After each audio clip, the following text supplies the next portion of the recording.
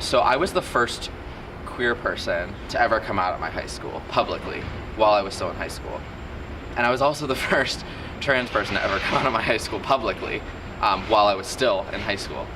And when I walked in the first day, I was really, really nervous. And I can't really remember the specifics of that day, but it was not good. The first week was definitely the hardest. Actually, in the middle of the first week, I put makeup on and I unbound my chest and I wore some feminine clothes because I was so scared. And that lasted for the first week. And then I talked to my mom and she said, like, if you're gonna do this, like you just have to kind of go with it and we're here for you.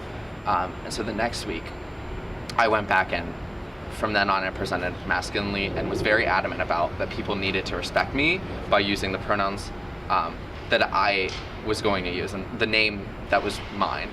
And I've actually just started talking about this to people, but I am a survivor of physical assault. I was in the bathroom. So at my school, I wasn't allowed to use the bathrooms. I wasn't allowed to use the men's room. I also wasn't allowed to use the women's room. I had to walk to the opposite side of the school building to use the nurse's bathroom, which was a single lock facility. And one day I just didn't want to walk all the way to the nurse's office and I was tired of this and I was like, fight the system. And I said, you know what, I'll be fine. Like, I'll just go into the men's room. There's one that's in the basement that isn't too, nobody's ever down there.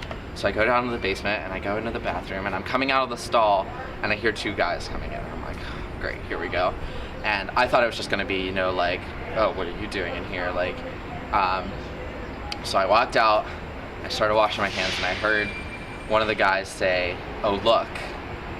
And they started pointing at me and they said, what are you doing in here? Like, don't you know that you're supposed to be in the girls' room?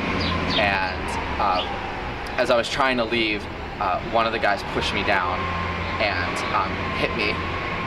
And I tried to fight him back and he just kept hitting me. And eventually they got up and left and I've never run out of a school faster. And I ran out of that school and got into my car and drove home and just collapsed in a bed. And I was terrified and I was crying.